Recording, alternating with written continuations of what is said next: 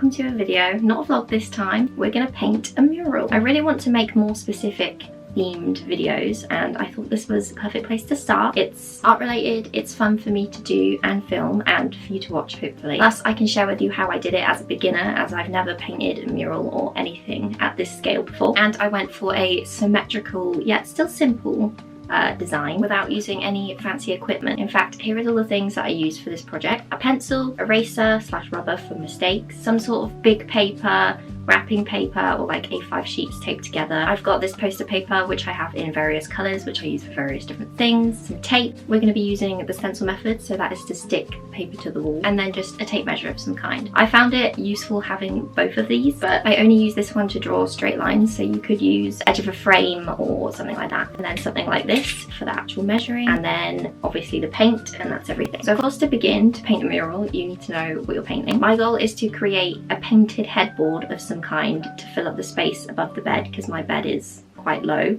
there's a lot of room, and to cover up the watermarks that I found in that spot. So I decided to approach this how I would paint mostly anything, so digital sketching. So I took a picture of the wall I was planning to paint, brought that into Procreate and just started having a doodle on top to see what was fun. You could also just sketch something on paper or MS Paint if you fancy. If you've got ideas, just make sure you get them down somewhere. I've seen these arched painted headboards everywhere online and I think they're really effective, so that was my first instinct for the space and I really liked how that looked. I then tried about a billion and one other ideas, none of which I liked. I was trying really hard to incorporate some floral / naturey elements into the design, but I was struggling quite a bit to also keep it simple. So I decided to take to Pinterest for some ideas, just searching for like floral murals, arch murals, things like that. And I found this picture which really inspired me and helped me come up with the composition of the design that I chose. And then I also found this picture which I'm just fully besotted with. Look at it.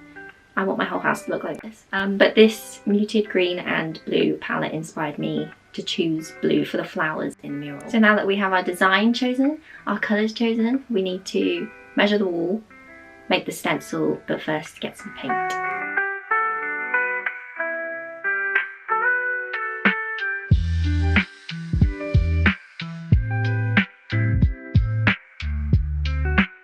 It's time to begin the measuring portion. Yes, I'm still here. I'm walking you through it, okay? I started by measuring how wide I wanted the arch to be, which is the background of the mural. And I just rounded the number up or down to the nearest full centimetre just to make my life a bit easier as we measure going forward. So mine ended up being 55 centimetres wide. I then made a mark each side where I wanted the edges to begin. I just eyeballed mine. The whole thing is like slightly to the left of the bed, but you can't really notice. Then I used a ruler to draw 2 straight lines for the edges of the arch. Again, I eyeballed mine, so I can't guarantee that they're not like at an angle, but I at least made sure that they measured 55 centimetres apart from the top and bottom. You can use a spirit level if you want to get everything perfect, but I didn't have one near me nor the app, so I didn't bother. Then I marked roughly how far up the wall I wanted the mural to go. I halved my 55 centimetres to get 27.5 centimetres, and then I made a couple marks down the centre, measuring from the outside to the middle. Then as a guide, I drew a straight line down the centre of the whole mural so I knew where to line up my paper for my stencil later. Now, drawing the curve, I wasn't sure if this was genius or if this is just how people make a curved line, but I put my tape measure on 27.5, so half the width,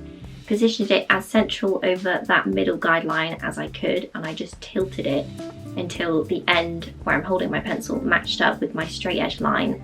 Then I just repeated the other way and boom baby. Now that we have the shape, the background outline drawn, I took my big sheet of paper and I taped it on the wall over one side of the design, lining the edges up with the guideline that I drew down the middle. I needed my paper to be the shape of the arch I drew on the wall. I wasn't very careful with this. I kind of just like stuck it on and folded the edges over so that I could expose the lines underneath and like match them up, if that makes sense.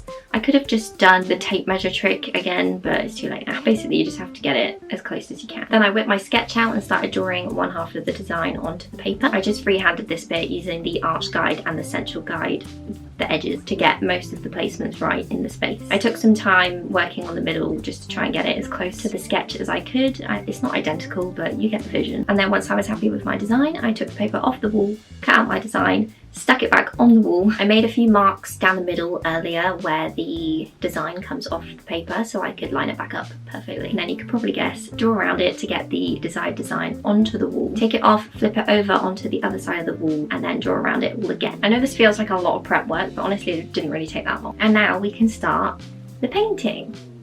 I didn't talk about the colours I chose in the designing section because they kind of just like chose themselves. I knew I wanted pink as the background as it's light and fun, and flower stems tend to be green, so that was easy. And then, as I mentioned, that picture from before inspired me to go for the blue flowers. In an ideal world, the blue would have been more purple and the green would be lighter. I'm not going to be in this room forever, so I wasn't worried about it being perfect since it's only really temporary. I did add some lilac that I already had from the same brand into the blue paint, but since it was so pastel, it didn't really do much. I'm aware I could have also mixed a lighter green into the green paint too. However, I don't really mind. I'm happy. The colours still work together and they look nice as they are. So lessons I learned for whenever I do this next time would be if I can afford to get higher quality paint, just because I ended up doing quite a lot of layering and that added a fair amount of time. And if I care enough, check all the paint is the same finish, because I didn't notice till afterwards the blue is like a silk and then the green and the pink were matte, but I wasn't even thinking about that in the beginning, so obviously I didn't care that much. Plus I like that if any of it was going to be a silk finish, then it's the blue flowers, because it kind of like makes them stand out. It's nice.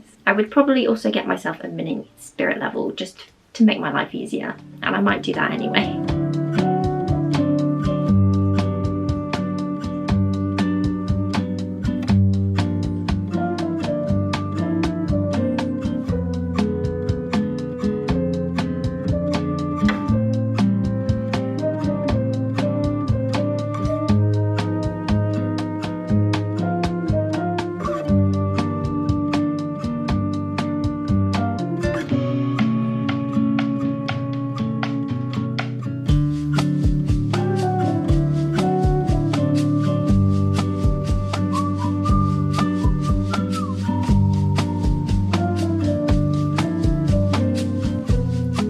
Anyway, here is the mural all finished. I'm a fan of it. I think it's fun. I don't really get to see it much since it's behind where I sit because it's a headboard, but I love getting to see it as I walk into the room. It adds so much character to the room. It took longer to paint than I anticipated because of all the layering, and getting the edges neat was tricky, but it's done and officially out of my mind, so I am pleased. I also painted the wall opposite this one before I even started the mural. I originally wanted this wall to be pink as well, but I just thought it was too much pink.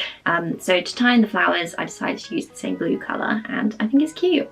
I did this scalloped bottom, which is definitely giving nursery vibes, but honestly that's kind of my vibe and I like it, it's cute. And I had a big declutter and I basically redecorated the whole room using things that I already owned and just a couple new bits. Obviously I was moving things around, taking things off walls, and I just noticed that the walls were just not in their prime anymore, not looking their Sunday best. The mural wall had plants in front of it before, so that had ended up with watermarks all down it, and the wall opposite just had like white boxes where the pictures used to be.